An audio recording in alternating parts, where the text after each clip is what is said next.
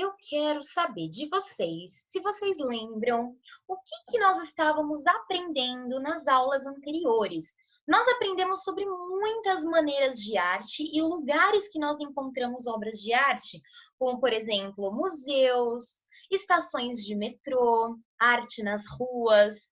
Nós pudemos ver várias possibilidades diferentes de arte, como, por exemplo, a arte interativa, não é verdade?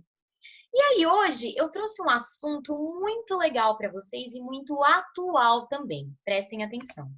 Hoje nós vamos falar um pouquinho sobre a Bienal de Artes que acontece em São Paulo. Vocês já foram visitar a Bienal? Nós vamos conhecer um pouquinho sobre ela e depois a gente conversa um pouquinho, ok? Vamos lá.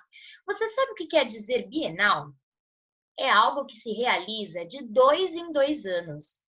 A Fundação Bienal de São Paulo é uma instituição que idealiza e coloca em prática as iniciativas artísticas, educativas e sociais, com o objetivo de apresentar o novo, propostas e perguntas sempre renovadas. Localizada no Parque do Ibirapuera, é responsável pela realização da Bienal Internacional de São Paulo, uma exposição de arte que reúne trabalhos de artistas do mundo inteiro. Muitos são profissionais que trabalham para que possamos apreciar esse evento. Os curadores, que escolhem as obras a serem expostas, bem como arquitetos, operários, eletricistas e faxineiros, que correm sem parar para montar essa grande exposição em tão pouco tempo. Enquanto alguns artistas mandam seus trabalhos para serem montados na Bienal, outros preferem organizá-los no próprio prédio.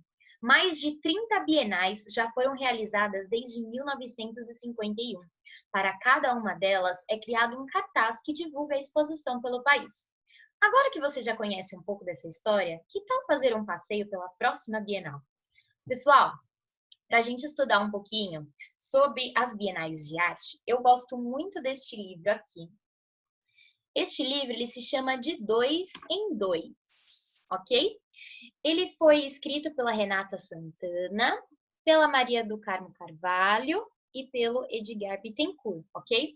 Ele é do ano de 2010 e foi feito pela editora Kozak Naif. Esse livro ele é muito interessante para a gente aprender um pouquinho mais sobre esse universo da Bienal de Artes de São Paulo.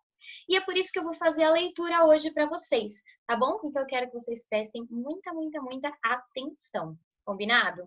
Então vamos lá, vamos começar?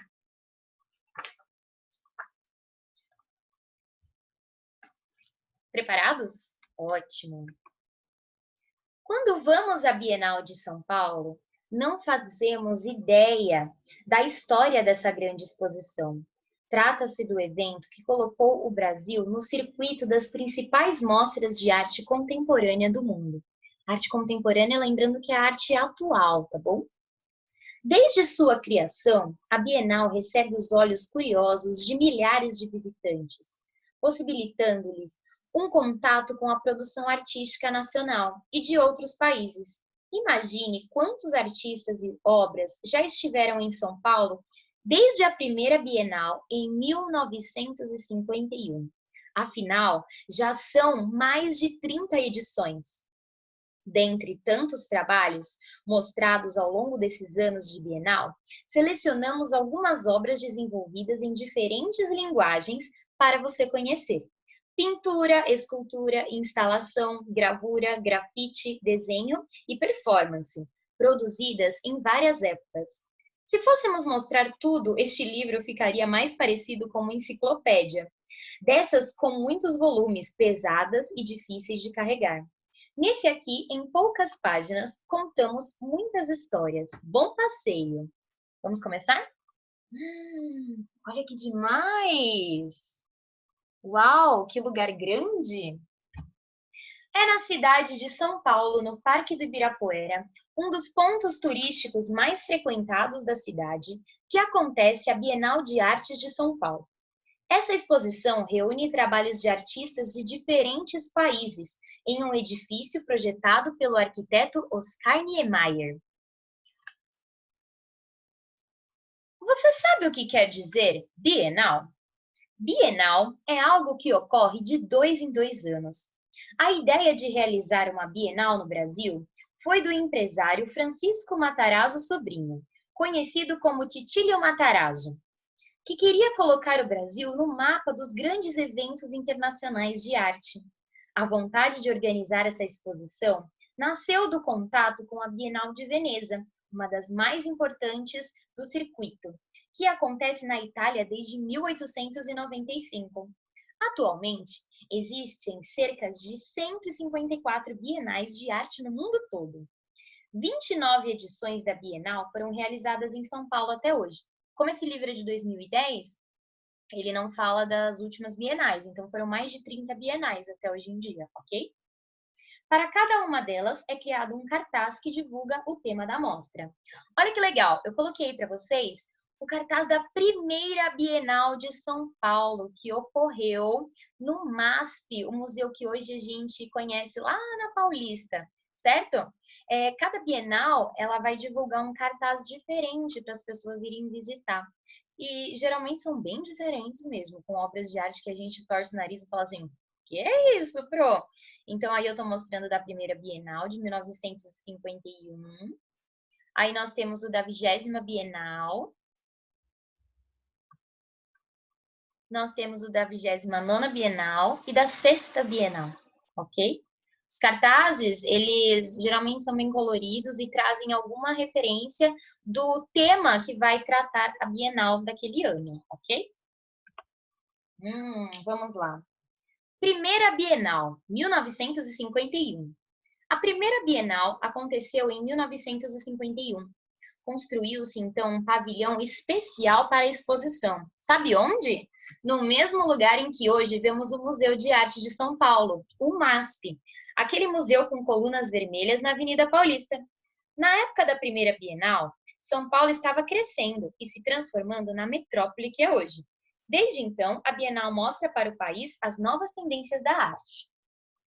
Aí eu coloquei para vocês a foto da primeira Bienal, que é no mesmo lugar que hoje em dia a gente encontra o Museu do MASP.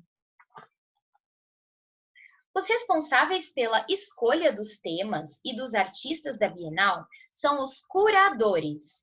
Eles estabelecem as diretrizes do que será mostrado, baseado em estudos e pesquisas sobre a produção artística da época. Muitas vezes, as ideias do curador não estão de acordo com o pensamento dos críticos, artistas e do público especializado. Os jornais comentam e os leitores acompanham as discussões, tentando formar uma opinião. Geralmente, as bienais causam muita polêmica no circuito das artes, sempre saindo em muitos jornais. Para ver todas as obras da exposição, precisamos de tempo, calma e concentração. Não é possível observar tudo no mesmo dia. É necessário primeiro escolher os artistas que mais nos interessam. Para isso, podemos nos informar sobre os trabalhos apresentados no site da Bienal e em jornais e revistas. Fazer o contrário também pode ser interessante. Anotar o nome do artista que nos chamou a atenção durante a visita e depois pesquisar ele em livros, catálogos ou na internet.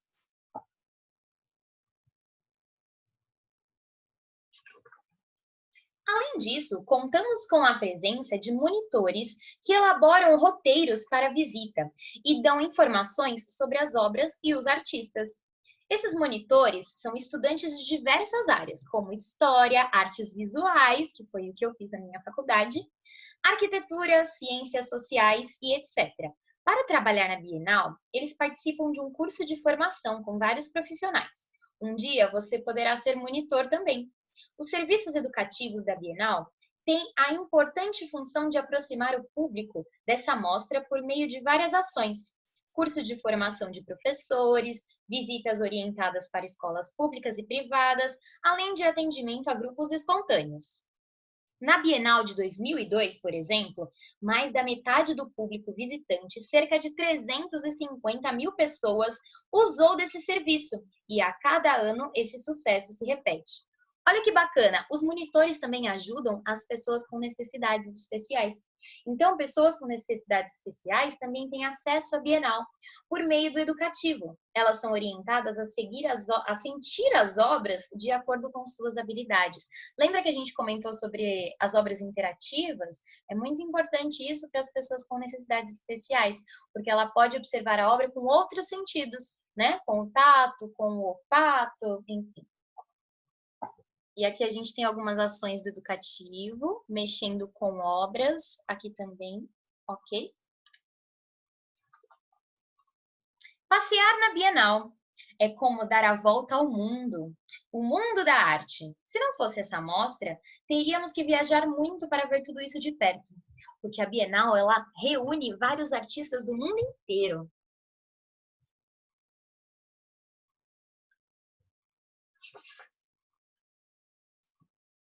Agora, o livro vai mostrar para a gente algumas obras de arte de algumas bienais específicas. Enquanto eu vou lendo, vai passando aí na tela para vocês as imagens maiores das obras de arte, combinado? Então vamos lá. Segunda Bienal, 1953. Ver as obras nos livros não é a mesma coisa que ver na exposição. Os livros nos ensinam muito sobre arte, mas bom mesmo é ver as obras de perto. Às vezes, a pintura é grande e na página do livro parece ser pequena. Em outros casos, ela parece grande, mas na verdade é pequena. Na foto, é difícil de perceber os detalhes e as cores ficam um pouco diferentes.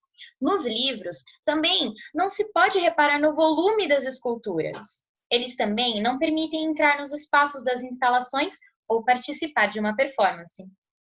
A seguir, você vai conhecer as obras de Oswaldo Guild, Tarsila do Amaral e Max Bill, para a primeira edição da mostra. Olha que legal! Essa obra é do Paul Klee, se chama Morte e Chamas. Que tamanho vocês acham que ela tem? Vocês acham que ela é grande, que ela é pequena?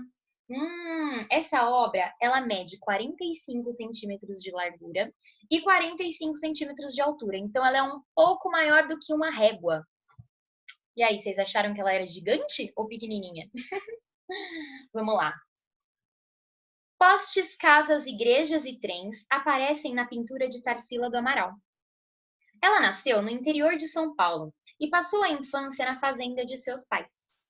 Pintava temas brasileiros, usando as cores de que gostava quando criança: o rosa, o amarelo, o verde e o azul.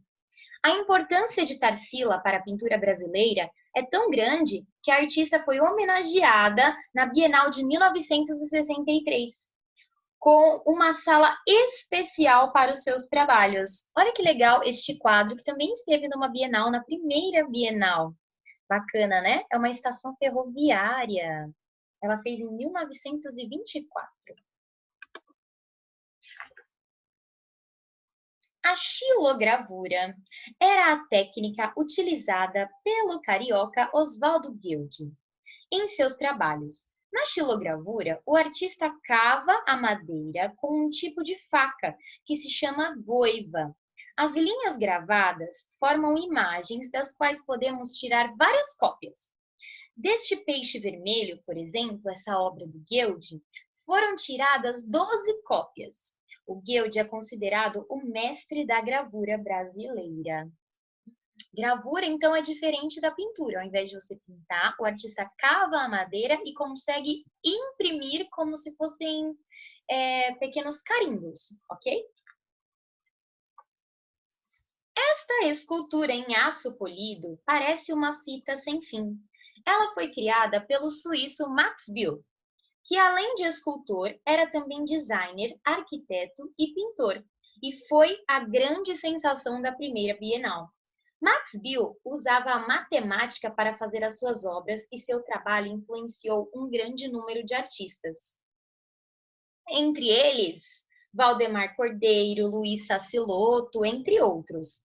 Essa obra de arte, que é uma escultura, se chama Unidade Tripartida. O Max adorava usar a matemática para utilizar, né, para fazer as suas obras de arte. Essas obras que a Pro mostrou, todas estiveram na primeira Bienal. Vamos lá. Segunda Bienal, 1953. As pessoas que visitaram a Segunda Bienal tiveram a oportunidade de ver Guernica, uma das obras mais famosas do artista espanhol Pablo Picasso. Essa pintura foi realizada por ele em 1937, em protesto aos horrores da Guerra Civil Espanhola. A cidade de Guernica foi destruída por bombardeios aéreos. Ao chegar a São Paulo, a tela em preto e branco de quase 8 metros de comprimento causou espanto nos funcionários que montavam a Bienal. Estão imaginando 8 metros de comprimento? Atualmente, esta grande pintura está no Museu Reina Sofia, em Madrid, capital da Espanha, e não pode mais sair de lá. 8 metros, gente, daí 8 passinhos. É mais ou menos desse tamanho aí, um pouquinho maior. É, gente, grande, né? A segunda Bienal é considerada uma das mais importantes, porque reuniu os principais artistas do século XX, como Pablo Picasso, Paul Klee, Alexandre Calder e Piet Mondrian. Essa edição reuniu 3.374 obras de arte. Imagina você ver tudo isso num dia. Uma das maiores mostras de arte moderna do mundo. Se você assoprar este mobile, ele se mexe todo.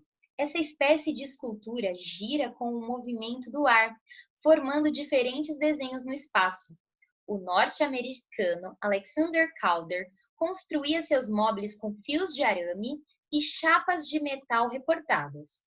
Para a segunda Bienal foram enviados 45 móveis sem instruções de montagem. Foi uma grande confusão, porque na primeira ninguém sabia ao certo como mexer. Olha que legal, ele fazia pequenas esculturas que voavam quando você assoprava. Móveis, né? Igual quando a gente coloca no berço do bebê. Piet Mondrian nasceu na Holanda e durante sua juventude pintou o mar, as árvores e as flores. Aos poucos, porém, os galhos das árvores foram se transformando em linhas horizontais e os troncos em linhas verticais, que mais tarde passaram a compor seus trabalhos. Faixas horizontais e verticais se cruzam, formando quadrados, retângulos. O amarelo, o azul e o vermelho eram as suas cores favoritas. Essa obra se chama Broadway Boogie-Woogie, feita pelo Piet Mondrian. Eu gosto muito pelas cores, eu acho as cores muito vivas e ele utiliza as cores primárias, né? O amarelo, o vermelho, o azul. O grande sucesso das primeiras edições motivou a procura de um prédio mais adequado para a realização da próxima Bienal, em 1957. Desde então, todas as mostras foram organizadas no pavilhão Titílio Matarazzo, no Parque do Ibirapuera. Oscar Niemeyer projetou o prédio com paredes de vidro, as rampas curvas e as janelas fazem parecer um ambiente especial. Subimos e descemos pelas rampas para entrar, sair e passear entre os andares do prédio. Olhamos para dentro e para fora, apreciando o parque, o edifício e as obras de arte da exposição.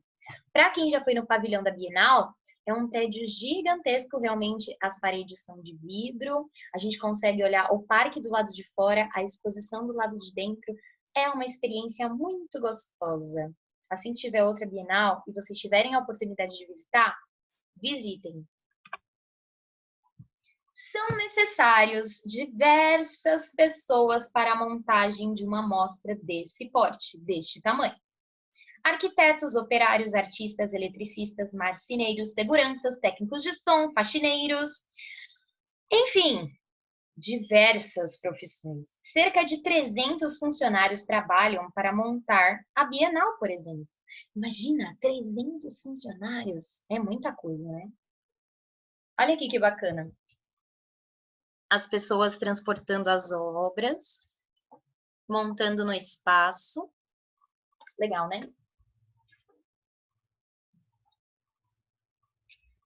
17ª Bienal de 1983.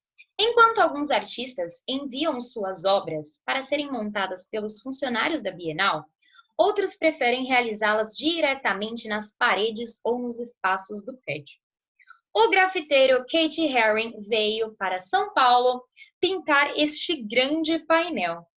Esse artista norte-americano começou a carreira desenhando nas paredes do metrô de Nova York e logo passou a apresentar seus trabalhos em galerias e museus. Olha que legal, o Kate pintando diretamente na parede da Bienal. Ele nem precisou levar sua obra, ele fez a obra na hora. 17ª Bienal de novo, de 1983. A gaúcha Regina Silveira também realizou seu trabalho no espaço da Bienal. Ela pintou a sombra de uma obra do artista Marcel Duchamp, que se chamava Roda de Bicicleta. O inusitado é que esse objeto não estava lá. 2 bienais depois, a obra de Duchamp esteve presente numa sala em homenagem à artista. Olha só que bacana, presta atenção. Vocês estão vendo que ela pinta a sombra de 2 objetos, certo? Ela pinta a sombra, ela não faz a sombra com luz. Agora, cadê o objeto? O objeto não tá aí. É como se fosse uma sombra de um objeto invisível. Não é demais? Ah, eu acho super criativo. Eu acho muito legal. Agora nós vamos para a 22ª Bienal, de 1994. Olha, o ano que eu nasci. Inspirado em um poema de Edgar Allan Poe, o artista plástico pernambuco Tunga trouxe 5 sinos para a sua sala da Bienal. Olha o tamanho desse sino. Eles pesavam 7 toneladas e foi preciso muito esforço para que fossem colocados em seu lugar. Uau, é gigante! Bienal de 1973. Após o período de montagem e a correria para a inauguração, a exposição é aberta ao público, recebendo milhares de visitantes. Em várias bienais, como da de 1973, a maioria das obras solicitava a participação das pessoas.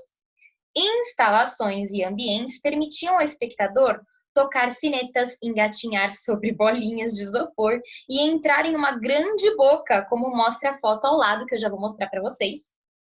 Essa proposta fez sucesso junto ao público, principalmente infantil. Olha que legal essa obra aqui, ó. Era uma grande boca e as pessoas podiam entrar. Já pensou? Que demais! Obra interativa, né, gente? Não lembram disso? 22ª Bienal, novamente de 1994. Imagine como seria bom mexer em uma obra de arte. Lembra que eu falei isso lá na outra aula de arte interativa, né? E dar a ela a forma que você quiser, que você deseja. Essa foi a proposta dos bichos de Lygia Clark, que mudavam de forma nas mãos dos visitantes. Um passeio pela Bienal pode também ser muito divertido. Ai, gente, eu sempre quis mexer nesses bichos da Lygia Clark. Já pensou você mudar a posição? Deve ser demais. 13ª Bienal, de 1975. Você já imaginou entrar em um jardim no qual as flores falam? Nos anos 70, o sul-coreano Namjoon Paik inventou a videoarte, uma mistura entre a técnica de filmagem em vídeo e as artes plásticas. Ele montou um jardim com plantas e aparelhos de TV. Estes aparelhos eram as flores falantes do seu jardim. Uau, que diferente, né? 17ª Bienal de 1983. Em vez de criar um objeto, o italiano Ben Valtier propôs uma performance. Durante o período da Bienal, ele dormiu no espaço da exposição, causando um estranhamento dos visitantes.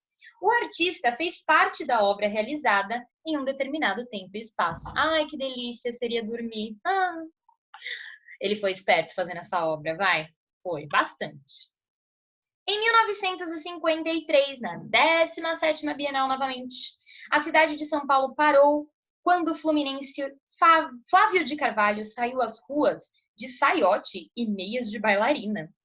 30 anos depois, esse artista visionário ganhou uma sala especial na Bienal de 1983, ok? Com documentos de suas ações performáticas, pinturas, desenhos, projetos e maquetes exibindo a pluralidade de sua trajetória artística. Então, 30 anos antes dele ter essa homenagem na Bienal, ele saiu assim nas ruas para chamar a atenção das pessoas, enquanto todas as pessoas vestiam ternos, roupas chiques e europeias, ele decidiu sair assim, Maravilhoso, né? De saiote e meias de bailarina. 26ª Bienal de 2004, a carioca Rosana Palazian levou para o espaço de exposição de arte os pensamentos de pessoas que vivem nas ruas. Os visitantes da Bienal foram surpreendidos ao receberem do Homem do Realejo os papéis coloridos sorteados pelo pássaro e que usualmente trazem mensagens de sorte ao som do instrumento musical realejo. Nesta obra, essas mensagens foram substituídas pelos depoimentos de pessoas que vivem nas ruas, chamando a atenção para os que estão em situação de exclusão. Olha só, eu vou ler uma mensagem que o passarinho tirava para as pessoas que eram faladas por pessoas que viviam nas ruas, ok? Presta atenção, ó. Não desista nunca e, principalmente, não queira começar de cima, porque a primeira parte a ser construída em um prédio não é o teto. Para se pensar, né? 25ª Bienal de 2002. O tema propunha aos artistas um debate sobre as grandes cidades. O paulistano Rubens Mano criou uma obra que estabelecia um diálogo entre a exposição, o parque e a cidade de São Paulo. Intervindo na fachada do pavilhão da Bienal, ele abriu uma passagem de livre acesso. O vidro do edifício, que sempre deixou a paisagem entrar na exposição, permitia agora também a entrada de quem estivesse no parque e a saída dos visitantes da mostra. Na época, a Bienal cobrava ingresso. Hoje em dia, ela não cobra ingresso, ok?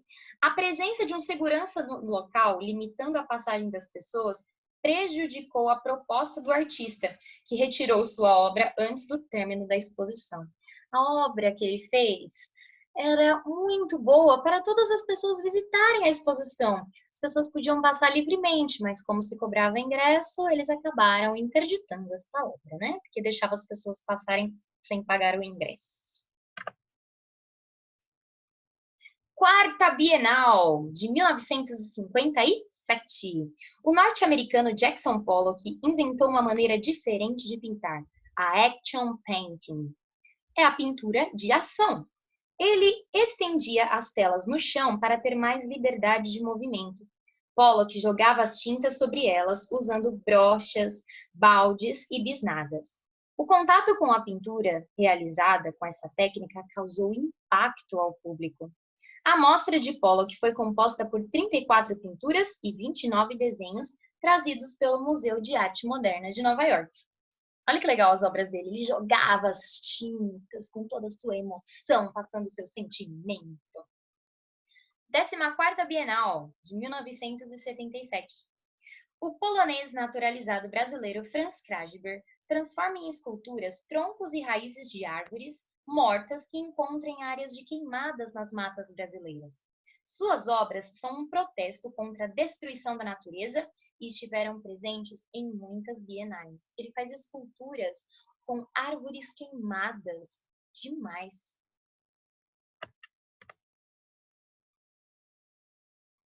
Todo mundo parecia pequeno perto dessa enorme bolha amarela.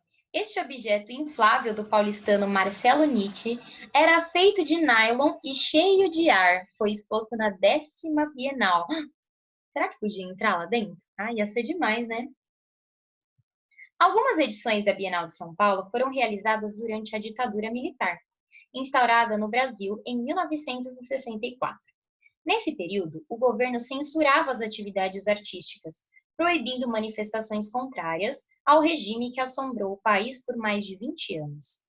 Em 1967, durante a 4ª Bienal, a obra de Cibele Varela foi julgada ofensiva ao governo e retirada da exposição. A Sala dos Artistas Norte-Americanos foi pichada com palavras de protestos ao governo dos Estados Unidos, como mostra a foto ao lado. Nesta foto aqui, ok? Então, teve um período da Bienal que houve muitos protestos, muitas reclamações das coisas que nós estávamos vivendo aqui no Brasil. E lembrando que, através da obra de arte, os artistas conseguem criticar as coisas, conseguem chamar atenção para algumas coisas, não é verdade? A nona Bienal... Ah, desculpa, gente. A Bienal que aconteceu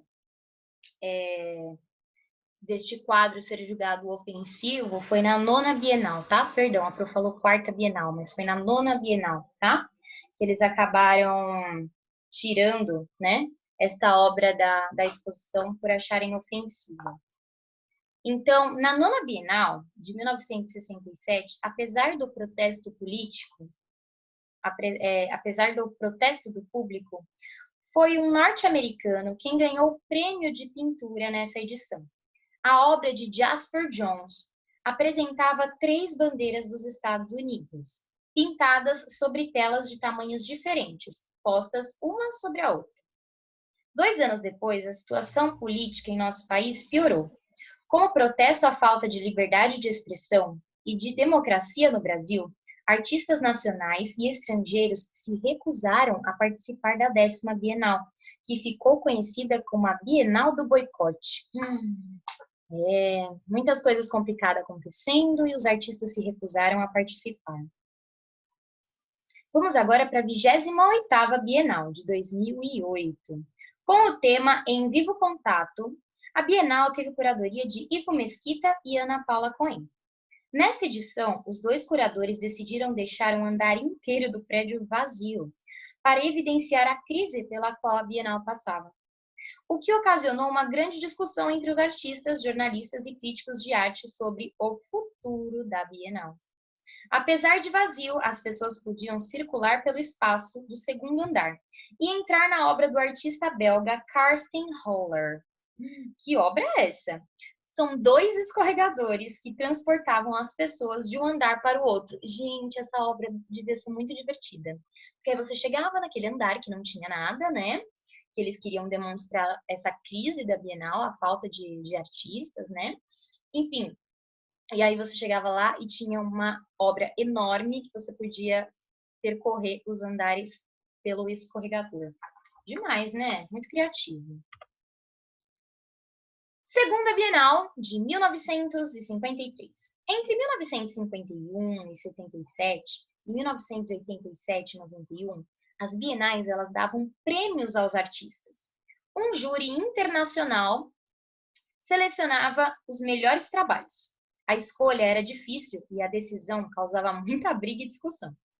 No início, os prêmios eram aquisitivos. As obras contempladas eram doadas ao Museu de Arte Contemporânea da Universidade de São Paulo, o MAC. Foi o italiano Alfredo Volpi quem recebeu o prêmio de melhor pintura da segunda Bienal, e sua obra passou a pertencer ao museu. Ele nasceu na Itália e mudou-se para o Brasil com apenas 2 aninhos de idade. Volpi pintava paisagens, fachadas de casas e festas juninas. Em busca de cores próprias, ele mesmo preparava as tintas, misturando gema de ovo, resina vegetal e pigmentos. Essa pintura e muitas outras obras premiadas pela Bienal de São Paulo você pode ver no MAC, que é um museu também em São Paulo. Observa aí, esta foi a pintura que ganhou o prêmio da segunda Bienal de Artes, feita pelo Alfredo Volpi. Ela se chama Casas. E aí, você daria o prêmio de melhor obra, de melhor pintura para essa obra de arte do Alfredo Volpi? Eu quero saber para qual obra do livro que a gente leu você daria um prêmio. E aí, qual obra vocês mais gostaram? Eu gostei de algumas, por exemplo, eu gostei da obra do escorregador. Eu gostei da obra dos bichos, que você podia mexer, que você podia movimentar. Nossa, eu gostei de muitas obras. Eu quero saber de vocês qual é a obra preferida. Por que eu quero saber de vocês qual que é a obra preferida? A gente não pode visitar a Bienal agora, certo? Nós estamos em casa. Mas hoje nós demos um passeiozinho por algumas bienais, não é verdade? Então, a tarefa de vocês vai ser a seguinte: vocês vão escolher a obra que vocês mais gostaram desse passeio que nós fizemos pelo livro, ok? Vocês vão colocar assim, ó, numa folha de sulfite A4, ok? E o prêmio vai para... E aí vocês vão anotar o nome da obra, lembrando que nos slides que a Pro vai disponibilizar também, dá para vocês olharem a obra com calma, ok? Número 2, gostei dessa obra porque... E aí vocês vão me dizer o porquê vocês gostaram. Lembrando, elabora essa resposta. Ah, Pro, eu gostei porque ela parece ser divertida, ela é interessante, ok? Número 3, se eu fosse desenhá-la, eu iria desenhá-la assim. E aí você vai desenhar a obra de arte que você mais gostou. Como assim, Pro? Trouxe um exemplo. Como nós estamos fazendo uma releitura e não uma cópia, você tem que mostrar o seu jeitinho de desenhar, ok? Lembrando que nós estamos nos tornando artistas. Coloque cores diferentes na obra escolhida e deixe ela do seu jeito. Afinal, os artistas precisam exercitar sua criatividade, não é mesmo? Então, olha só meu exemplo. Ah, eu tive a oportunidade de visitar em 2018 a 33ª Bienal. E eu gostei muito desta obra que vocês estão vendo a foto aí, que ela se chamava Vivam os Campos Livres, de um artista que se chama Antônio Moreno. Essa obra, ela era toda no chão, dá para ver? Quando você chegava mais perto, você conseguiu observar que eram pequenos cogumelinhos. Cogumelos, isso, eram vários cogumelinhos diferentes. Por que que eu gostei dessa obra? Esses cogumelos, eles não foram feitos só pelo artista. Eles foram feitos por crianças, por estudantes. Então, o artista pediu ajuda de crianças para fazer cada cogumelinho. Esses cogumelinhos feitos de argila.